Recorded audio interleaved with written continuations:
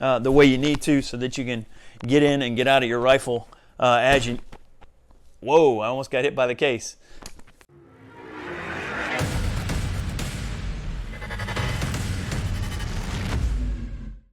Hey everybody, welcome back, and today we are talking civilian gun kits. What's a gun kit?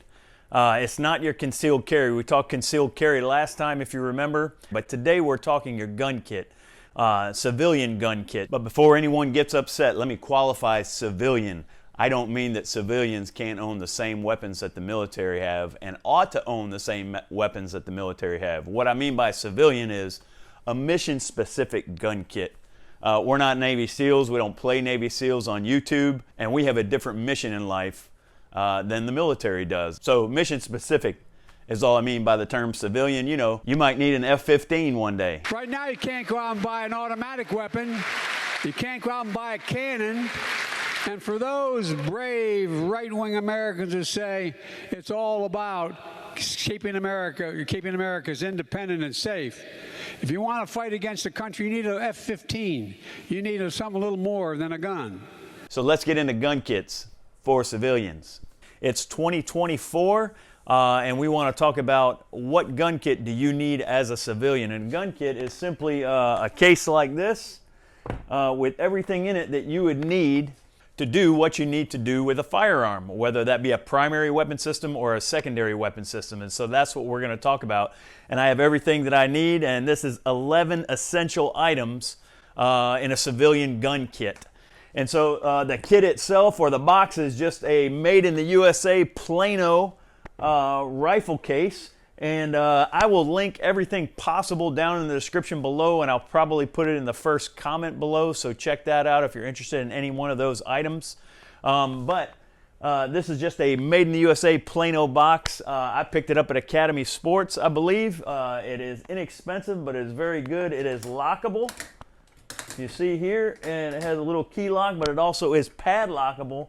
And it has a pressure relief valve, so it's kind of like one of those Pelican cases or Storm cases, and it makes a really good gun kit. So that's item number one, the box itself to have your kit in. Why do you need it in a box? Because you want it for here, or you want to have it to go as well. And so if you need to get on the road, you quickly close that up, grab it, and go. Throw it in the back of your truck, throw it in the back of your car, in the trunk of your car, in the back seat of your car, and you're on the move, and you can have it wherever you need to have it. But it's all there condensed, ready to go in one particular area, and that's why you want a gun kit.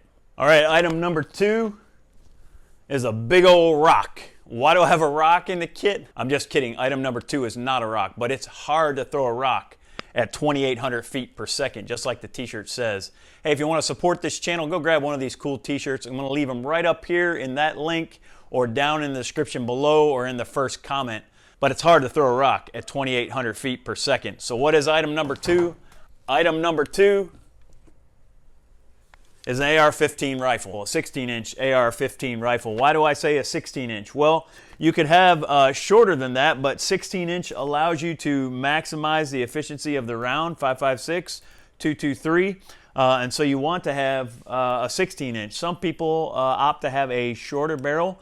We're not going to talk about that in this video, but you can have an interchangeable barrel that you can, or an interchangeable upper, excuse me, that you could take this 16-inch upper off of the lower receiver, and you could put on a, say, 10-inch if you wanted to do that and go through the paperwork necessary to do that.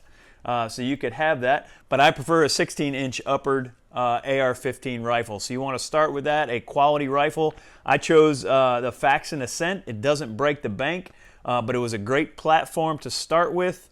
And if you didn't see the review or the unboxing and the review that I did of that years ago, I'm going to link that here, and then I'll link it down in the description below. So number two is the rifle itself. You want to choose a quality AR-15 platform rifle. If you're not sure why the AR-15, again, I did a video on the 3 guns that you want to have now, the AR-15 being one of them, and I'm going to link that video right here and again down in the description below so you can check that out in depth. This is just running over the 11 essential items that you want to have, the AR-15 being one of them, but again, I did an in-depth review of why you would want to own an AR-15 as opposed to maybe a different platform like the AK-47 or something like that. So the rifle itself, that is item number 2. Let's move on to item number 3 of what you would want to have. And if you can notice in this box, there are extra slots in this box. You might not be able to see them there. There are 1, 2, 3, 4, 5, 6 slots that would allow for an extra magazine to be put in there. And of course, we can't show particular extra magazines on YouTube, but you get the idea. There's no magazine in this gun, but you would want at least 6 extra magazines, stock magazines, to go with your rifle. And that's item number 3. And of course, you would want ammunition in those magazines as well to carry with you. So number 3 is extra magazines for your AR-15 rifle. Moving on to number 4, you want to get a quality LPVO. And again, this is my opinion. If you have a different opinion on what optic that you would put on your AR-15 rifle for your civilian rifle kit, let me know in the comments.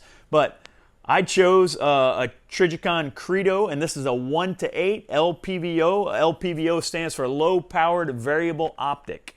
And what that means is I can turn this all the way down to 1. And on 1 power, it functions very much like a red dot. It is not identical, but it functions very much like a red dot. And you can use both eyes open in that instance and shoot this like you would shoot a red dot for up close target and quick target acquisition.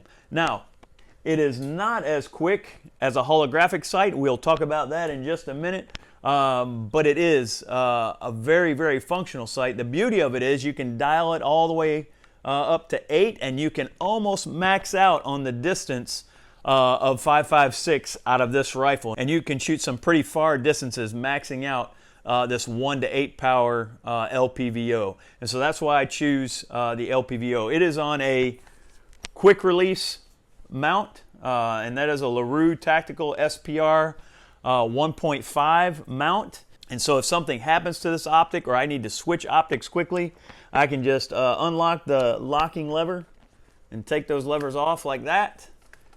And that pops right out of place and goes right back into place when you need it to. You lock down those levers and you're back in business. So say I wanted to switch out to a holographic sight for a particular reason, for maybe closer target acquisition, then I could do that. But otherwise, I keep that on there.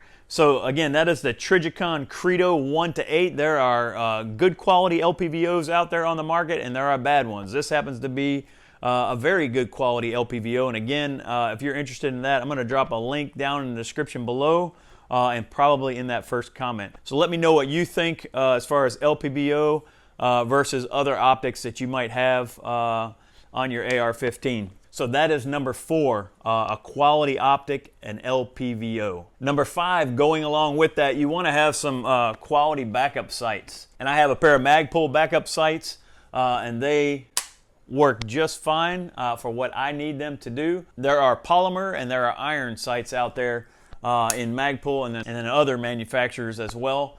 So you choose the backup sights that work for you, but you want to have a quality set of backup sights in the event your primary optic or your primary sighting system goes down. So that is number 5. Number 6, you want to have a white light on your AR-15 platform. In case you find yourself in low light situations needing your AR-15, you're going to want a white light. There are other aiming solutions out there, but again, this is a civilian gun kit, and this is what is affordable to most people. Even good white lights, very good white lights, can get kind of pricey and kind of expensive.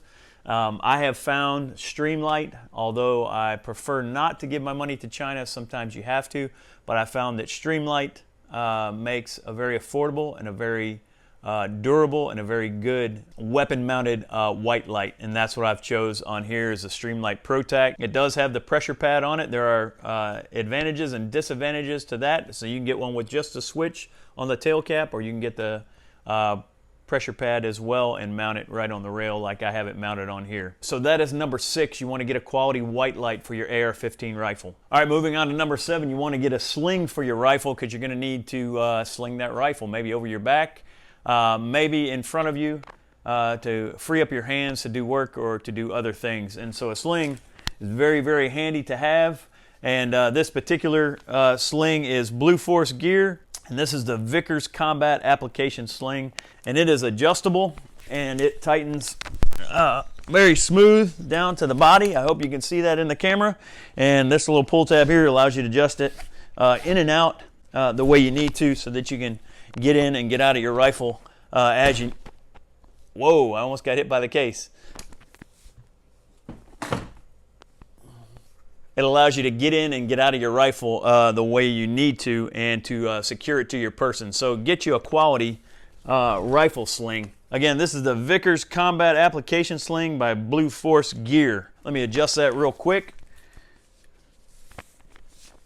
And then going along with that, go and get yourself number 8. And you've seen these before. These are like these little tarp bungee cords. You see that right there? There are other devices out there, but man, you can get a pack of these at Harbor Freight or Walmart or on Amazon for dirt cheap. And the cool thing about what I like is put that in your stock or around your stock, and you can tuck your sling right down into that, just like that. It just holds it tight for when that's in the box, or for when you don't need it. And then when you do need it, you just pop that sling out just like that.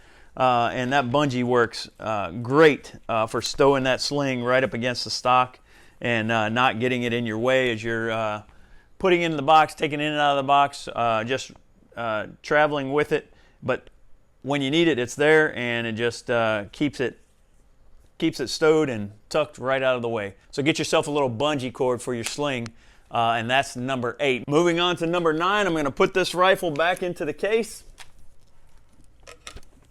And I'm going to get out this Glock 19X, number 9. You want to have a quality sidearm to go with your rifle. You know, if you've ever wondered why you extend your arms and get a proper firing grip like this, is because you're trying to imitate the stock of that rifle. Because you'd always rather have a rifle rather than a pistol if you happen to get in a gunfight. And so that's what you're trying to do, is to create a solid, accurate platform to hold that pistol with, so that you can shoot accurately. And a quality sidearm is designed just for that. It is designed to get you to your rifle. And if you can't get to your rifle, or if your rifle is not feasible at that point, you try to use this the best you can as a rifle, whether you're in a close shooting situation or a further away shooting situation. But you want to have a quality sidearm in your kit. I've chosen the Glock 19X. I love this gun. I believe it's one of Glock's finest triggers on the gun, and it's just a very, very smooth shooting gun. It has great capacity. I like the Glock 19 barrel length and slide length, but the Glock 17 handle and round count. And for me, this is the one I choose for my kit. And along with that, you want to have extra magazines. I have 3 extra magazines for it in my kit as well, and so that's my sidearm. So that is number 9 and number 10. My sidearm and extra magazines for the sidearm both go into that kit. And ammo as well, that goes without saying. Well, that's wrapped up into number 9 and number 10, which leaves us with number 11. You need a way to carry that sidearm.